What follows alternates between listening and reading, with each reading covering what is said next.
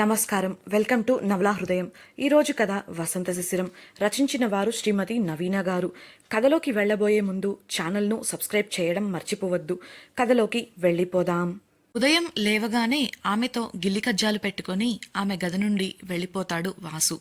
Ready అయ్యి శిశిర క్రిందికి వచ్చేసరికి నిర్మల ఆమె కోసం అల్పాహారాన్ని తీసుకొస్తూ కనిపించింది.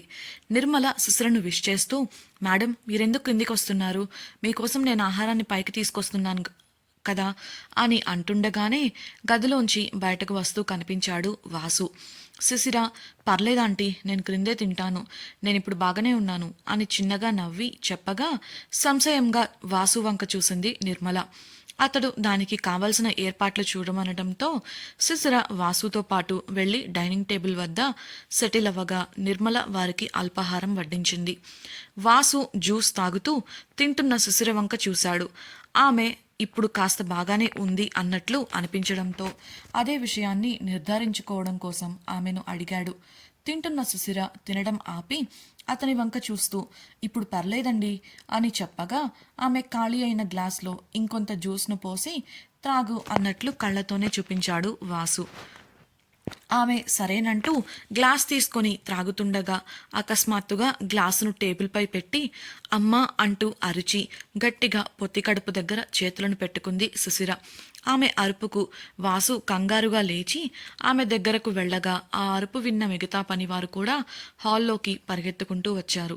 కళ్ళు మూసుకుని పెదవులు గట్టిగా బిగించి ముందున్న టేబుల్కు తల ఆనించి పొత్తి కడుపులో వస్తున్న నొప్పిని కష్టంగా భరిస్తుంది శిశిర. ఆమె బాధ ఆమెను చూస్తున్న వారికి ఎవరికైనా ఇట్లే తెలుస్తుంది. వాసు కంగారుగా, శిశిర ఏమైంది, ఇలా చూడు అని అడగగా ఆమె అస్సలు అవేవి వినిపించుకున్నట్లు తెలియలేదు. ఈలోపు ఆమె నొప్పికి అలా ఉందని గ్రహించిన వాసు పనివాళ్లకు హాట్ బ్యాగ్ తెమ్మని ఆర్డర్ వేయగా పరుగున వెళ్లిన వారు 2 నిమిషాల్లో దాన్ని అతనికి అందించారు. ముందుకు వంగిపోయి కూర్చున్న చోటు నుంచి కదలలేని స్థితిలో ఉన్న శిశిరను నెమ్మదిగా నిటారుగా లేపిన వాసు ఆమె పొత్తి కడుపుపై హాట్ బ్యాగ్ పెట్టగా కళ్ళు మూసుకొని నొప్పిని భరిస్తోంది శిశిర. కాసేపటికి కాస్త నొప్పి తగ్గినట్లు అనిపించగా నోరు తెరిచి దీర్ఘంగా శ్వాస తీసుకుంది. కళ్ళు తెరిచి చూడగా ఆమె చుట్టూ చేరిన అందరితో పాటు వాసును కూడా చూసి తన కన్నీటిని కనబడకుండా దాచేసుకుంది శిశిర. ఇప్పుడెలా ఉంది, హాస్పిటల్కి వెళదామా అడిగిన వాసుకు తలదించుకొని ఉండి టాబ్లెట్స్ అని అడిగింది. దాంతో శిశిరను చూసుకోమని నిర్మలకు చెప్పిన వాసు తనే స్వయంగా శిశిర గదికి వెళ్ళి ఆమెకు కావాల్సిన మందులు తీసుకొచ్చి ఆమెకు అందించాడు. ఆమెకు టాబ్లెట్స్ వేసుకోవడంలో సాయం చేయగా టాబ్లెట్స్ వేసుకున్న శిశిర నీరసంగా, నేను కాసేపు ఇక్కడే ఉంటాను వాసుగారు, మీరు మీ పనులు చూసుకోండి అని చెప్పింది. దాంతో అందరినీ పంపించేసి వాసు డైనింగ్ టేబుల్ను ఖాళీ చేయగా కుర్చీలో కూర్చొని టేబుల్పై తలవాల్చింది శిశిర. అతడు ఆమె ప్రక్కనే కూర్చోగా ఇప్పుడే కాస్త బాగుంది అనుకున్న ఆమె ముఖం అంతలోనే వాడిపోవడం అతడికి బాధను కలిగించింది. అప్పటికే ఎర్రగా మారిన ఆమె కళ్ళను, తమ నుండి కనబడకుండా దాచుకుంటున్న కన్నీటిని అతడు చూసేశాడు. ఆమె ఈ స్థితికి అతడి మనసు భారంగా మారగా మెల్లిగా ఆమె తలపై చేయి వేశాడు. కళ్ళు తెరిచి అతనిని చూసిన శిశిరతో, హాస్పిటల్కి వెళ్దాం శిశిర అని అన్నాడు వాసు. శిశిర నీరసంగా, అవసరం లేదు వాసుగారు, వెళ్ళినా లాభం ఉండదు, మళ్ళీ ఇవే మందులు రాసి ఇస్తారు, ఇంతకు మించి వేరే ట్రీట్మెంట్ ఏమీ ఉండదు, అనవసరంగా హాస్పిటల్ ఫీజుతో పాటు మన టైం కూడా వేస్ట్ అవుతుంది చెప్పింది శిశిర. అతడు అసహనంగా, వెళ్తే కదా తెలిసేది సమస్య ఏంటో, నాకు నిన్ను చూస్తే భయంగా ఉంది అన్నాడు. అతడి కళ్ళల్లో ఆమె గురించిన ఆ భయం, బాధ శిశిరకు కనిపించగా, వద్దులేండి, అనవసరంగా ఎందుకు, అవసరం ఉండదని చెప్తున్నాగా అంది శిశిర. ఆమె ఎంత చెప్తున్నా అందుకు అతని మనసు అంగీకరించలేదు. నిన్న ఉదయం నుండి ఆమె ఎంత ఇబ్బంది పడుతుందో చూస్తూనే ఉన్నాడు. కాబట్టి అసలు ఆమెకు ఏమైంది అనేది తెలుసుకోవాలని నిర్ణయించుకొని, నువ్వు రెస్ట్ తీసుకో అని చెప్పి అక్కడి నుంచి లేచి ఫోన్ చూసుకుంటూ వెళ్ళిపోయాడు. కాసేపటికి వచ్చి ఆమెను కదిలించి, ఇప్పుడెలా ఉంది అని అడగగా ఆమె, పర్లేదు వాసుగారు, ఇక నేను రూమ్కి వెళ్తాను అంది నీరసంగా. సరే లేచి పద అంటూ వాసు ఆమెకు సాయంగా నిలబడి కుర్చీలోంచి ఆమెను లేపగా శిశిర నెమ్మదిగా అడుగులు వేసింది. ఆమె మెట్లవైపు వెళ్లబోతుంటే కాదంటూ బయటకు దారి చూపించిన వాసును ఆశ్చర్యంగానూ ప్రశ్నార్థకంగానూ చూసింది శిశిర. ఎందుకైనా మంచిది, ఒకసారి హాస్పిటల్కి వెళ్ళి వద్దాం శిశిర అని వాసు చెప్పగా సర్ది చెప్పాలని నోరు తెరిచింది. ఆమెను మాట్లాడనివ్వకుండా నువ్వేం చెప్పొద్దు, నేను డాక్టర్ చెప్పింది మాత్రమే వింటాను, పద వెళ్దాం అని అన్నాడు వాసు గుమ్మం వైపు తిరిగి. ఈసారి అతడి స్వరంలో కాస్త గంభీరత్వం తొణికిసలాడింది.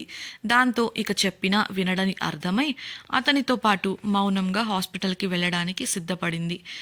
కార్ డ్రైవ్ చేయడానికి డ్రైవర్ను ఏర్పాటు చేసి ఆమెతో పాటు వెనుక సీట్లో కూర్చున్నాడు వాసు.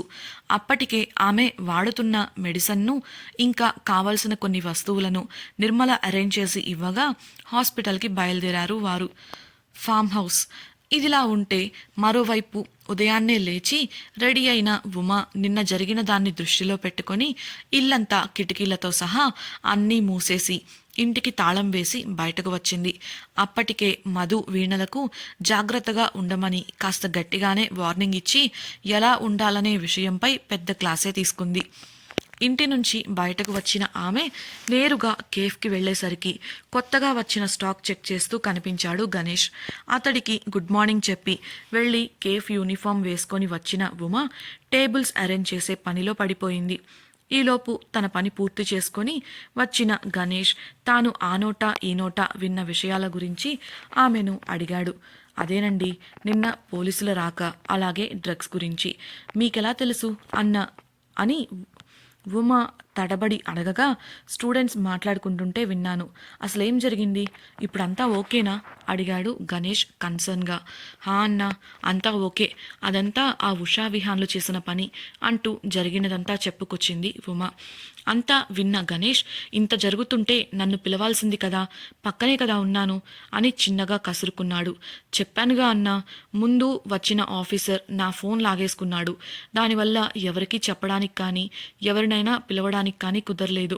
ఆ తర్వాత శిశిరకు ఫోన్ చేయగా వచ్చిన కొత్త ఆఫీసర్ నందన్కి ఫ్రెండ్ అని చెప్పగా ఇక నాకు భయం పోయింది. అతను కూడా ఇన్వెస్టిగేషన్ని న్యాయంగా జరిపించడంతో నేను కూడా నీకు ఫోన్ చేయలేదు. ఒకవేళ నువ్వు వచ్చినా అనవసరంగా ఇన్వెస్టిగేషన్ అంటూ నిన్ను నీ కేఫ్ని కూడా తనిఖీలు చేసేవారు. అవసరమా అదంతా, చిన్నగా నవ్వుతూ అంది ఉమ.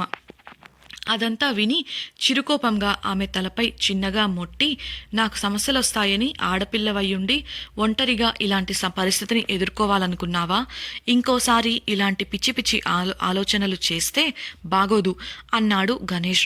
అందుకు ఉమ నవ్వుతూ, అంటే ఏంటి, ఇంకోసారి నేను ఇలాంటి సమస్యల్లో ఇరుక్కోవాలని కోరుకుంటున్నావా అంది చిలిపిగా నవ్వుతూ.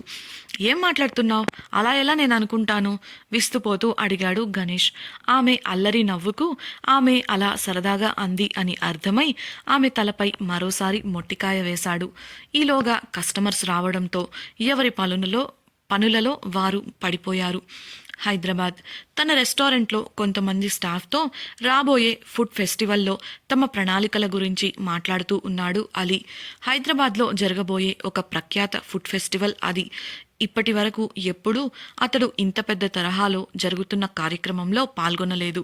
అలా అని అసలు ఎక్స్పీరియన్స్ లేదు అనడానికి ఆస్కారం లేదు. తన రెస్టారెంట్ ఆరంభించినప్పటి నుంచి జరిగే చిన్నా చితక కార్యక్రమాల్లో స్టాల్ పెట్టి తన రెస్టారెంట్ రుచులను జనంలోకి తీసుకెళ్లాడు. ఆ రుచిని జనాలు ఇష్టపడటంతో కేవలం 5 ఏళ్లలో పెద్ద పెద్ద రెస్టారెంట్లకు పోటీ ఇచ్చేలా అలీ రెస్టారెంట్ ఎదిగింది.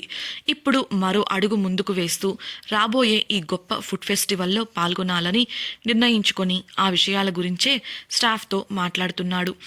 ఈ ఫుడ్ ఫెస్టివల్లో తాము ఎవరితో పోటీ పడాల్సి ఉంటుంది, వారి బలాబలాలను గురించి తెలుసుకుంటూ ఉన్నాడు. అంతేకాకుండా ఈ ఫుడ్ ఫెస్టివల్ స్టాండర్డ్స్కు తగ్గట్లు తమ రెస్టారెంట్ ఫుడ్ విషయంలో తాము చేయవలసిన మార్పులను గురించి కూడా చర్చిస్తూ ఉన్నాడు. ఒక పక్క ఈ మీటింగ్లో అతడు బిజీగా ఉంటే మరో ప్రక్క అతని ఫోన్ పదే 10 నిమిషాలుగా వైబ్రేట్ అవుతూనే ఉంది. కానీ మీటింగ్ కారణంగా అతడు దానిని పట్టించుకోలేదు. 10 నిమిషాలు గడిచినా ఆగకపోవడంతో స్క్రీన్ ఆన్ చేసిన అతడు స్క్రీన్పై కనిపిస్తున్న పేరును చూసి నొసలు చిట్లించాడు. ఎక్స్క్యూజ్ మీ అంటూ అందరికీ చెప్పి ఆ గది నుంచి బయటకు వచ్చి ఫోన్ లిఫ్ట్ చేయగా అవతలి వ్యక్తి చెప్పింది విని హుటాహుటిన మేనేజర్కు అంతా చూసుకోమని మెసేజ్ చేసి కారులో బయలుదేరాడు. వేగంగా డ్రైవ్ చేస్తూ ఇంటికి చేరిన అతడు కారును పోర్ట్కో కింద ఆపేసి హడావిడిగా లోపలికి వెళ్ళగా మెయిడ్ భయంగా చూస్తూనే అతడికి ఎదురు వచ్చింది. అసలేం జరిగింది అని లోపలికి నడుస్తూ అడిగిన అతడికి, ఏమో సార్, సడన్గా నేను వెళ్ళిపోతాను అంటూ బయలుదేరారు. ఆపాలని చూసినా ఆగలేదు. మీరు వచ్చేదాకా ఆగమని చాలానే చెప్పి చూశాను. గోలగోల చేశారు. చివరికి తప్పక అంటూ నాంచింది మెయిడ్. ఆగిపోయి ఆమె వంక సూటిగా చూసిన అలీ చూపుకు తడబడి, సారీ సార్, తప్పక వారిని గదిలోకి నెట్టి డోర్ వేసేశాను భయంగా చెప్పింది మెయిడ్. ఆమె తప్పనిసరి పరిస్థితులలో అలా చేసిందని అర్థమైన అలీ మెల్లిగా నేను చూసుకుంటాను, నువ్వెళ్ళు అని ఆమెను పంపేశాడు. అతడు నేరుగా ఒక గది దగ్గరకు వెళ్ళిపోయాడు. ఆ గది దగ్గరకు వెళ్ళగానే అతడి అడుగులు నెమ్మదించాయి. ముందుకు అడుగు వేయడానికి కూడా అతడి కాళ్ళు మొరాయించగా గట్టిగా ఊపిరి తీసుకొని నిట్టూర్చాడు అలీ. ఆ తర్వాత మెల్లిగా తలుపు తెరిచి లోపలికి వెళ్ళగా ఒక వ్యక్తి మంచంపై ముడుచుకొని కూర్చొని మోకాళ్లపై తలవాల్చి ఏడుస్తూ కనిపించింది. భరించలేని బాధను ఆమె గుండెల్లో మోస్తుంది. ఆమె కన్నీటి సంద్రమైన ముఖాన్ని చూసిన అలీ హృదయం భారంగా మారింది. అలీ ఆ గదిలోకి వచ్చిన అలికిడికి ఆ వ్యక్తి తల ఎత్తి చూడగా అక్కడ అలీ కనబడటంతో ముఖం ప్రక్కకు తిప్పుకొని తన కన్నీటిని అతడికి కనబడనివ్వకుండా చేయాలని తుడిచేసుకుంది. ఆమె చేసిన ఆ ప్రయత్నం అతని హృదయాన్ని మెలిపెట్టింది. ఆమె కాస్త కుదుటపడి మంచం మీద నుంచి క్రిందకు దిగి నేలచూపులు చూస్తూ చిన్న స్వరంతో, మీరు చేసిన సాయానికి చాలా థ్యాంక్స్, ఇక నేను వెళ్ళాలి, దయచేసి నన్ను వెళ్ళనివ్వండి అని తన బాధనంతా గొంతులోనే ఆపేస్తూ అలీని అడిగింది. ఆమె మాటలకు అలీకి విపరీతమైన కోపం రాగా, నువ్వు ఎక్కడికి వెళ్లాల్సిన అవసరం లేదు, ఒకసారి చెప్తే అర్థం కాదా నీకు, అరిచినట్లే అన్నాడు. సాధ్యమైనంత వరకు తన కోపాన్ని ఆమెపై చూపకూడదు అనుకుంటున్నాడు అతడు ఎంత చెప్పినా ఆమె వినకుండా నేను వెళ్ళాలి అని అతన్ని చూడకుండానే చెప్పి అతని ప్రక్క నుంచి తలుపు దగ్గరకు వెళ్ళబోయింది. ఆమె అలా చేయడంతో విసురుగా ఆమె చేయి పట్టుకొని మీదికి లాక్కున్నాడు అలీ. ఆ కుదుపుకు ఊపుకు ఆపుకోలేక వెళ్ళి అతడికి అతుక్కుపోయింది ఆమె. బెదురుగా కన్నీరు నిండిన కళ్ళతో అతన్ని చూస్తుంటే, ఇంకా ఎన్నిసార్లు చెప్పాలి నీకు, బాధ నిండిన స్వరంతో ఆమె కళ్ళల్లోకి ప్రేమగా చూస్తూ అడిగాడు అలీ. ఆమె ముఖంలో కన్ఫ్యూజన్ ఉట్టిపడగా అంతలోనే మొండిగా నేను వెళ్ళాలి అని అతడికి దూరం జరుగుతుంటే ఆమెను వెంటనే ప్రక్కనే ఉన్న గోడకు బంధించి బలవంతంగా ఆమె పెదవులను అందుకున్నాడు. ఆమె అతడి ప్రయత్నాన్ని ఆపుతూ దూరంగా నెట్టడానికి ప్రయత్నిస్తూ మొదట పెనుగులాడినా అతడు ఆ ముద్దులోనే ఆమెపై అతడికున్న అమితమైన ప్రేమను రుచి చూపిస్తుంటే కరిగిపోయి పెనుగులాడటం మానేసి తమకంగా కళ్ళు మూసేసింది. కాసేపటికి ఆమె చేతులు అతని చుట్టూ అల్లుకోగా మరింత ప్రేమగా ముద్దును కొనసాగించాడు అలీ. 5 నిమిషాలకు ఇద్దరి ఊపిరి భారంగా మారగా ఆమె పెదవులను వదిలిన అలీ ఆమె కళ్ళల్లోకి చూడగా ఆమె కూడా మెల్లిగా కనురెప్పలు తెరిచి అతడిని చూసింది. అప్పటి వరకు ఆమె మనసు లోతుల్లో గూడు కట్టుకున్న బాధ ఒక్కసారిగా ఉప్పొంగడంతో బిగ్గరగా ఏడుస్తూ అతడిని గట్టిగా హత్తుకుంది. ఇంతకీ ఆమె ఎవరు? ఆమె బాధకు గల కారణం ఏంటి? వారిరువురికి సంబంధమేంటి? శిశిరను హాస్పిటల్కు తీసుకెళ్లిన వాసు ఏం తెలుసుకుంటాడు?